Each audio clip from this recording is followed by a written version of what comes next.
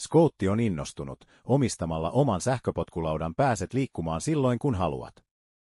Et joudu etsimään vuokralaudan sijaintia tai tarkistamaan akun varausta sovelluksesta. Oma lauta odottaa sinua siellä missä sen jätit, valmiina matkaan. Pitkällä aikavälillä säästät myös rahaa. Vuokraaminen näyttää edulliselta, mutta säännöllisessä käytössä hinnat nousevat nopeasti korkeiksi.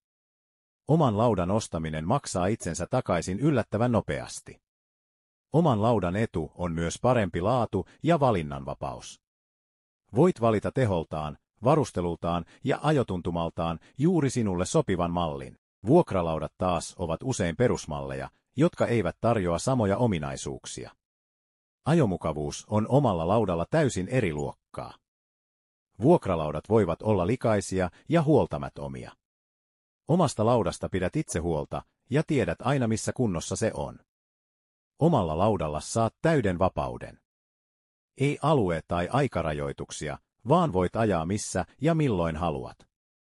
Se tekee liikkumisesta stressitöntä ja joustavaa.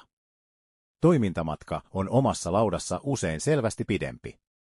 Vuokralaudat on optimoitu lyhyisiin matkoihin, mutta omalla laudalla ajat pidemmälle yhdellä latauksella. Omistajana voit myös päivittää ja huoltaa lautaa itse.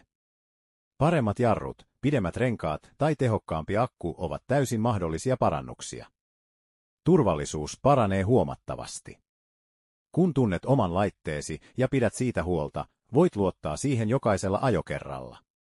Oma lauta on mitoitettu juuri sinun tarpeisiisi. Ajoasento, renkaat ja jousitus valitaan omaan käyttöön sopiviksi.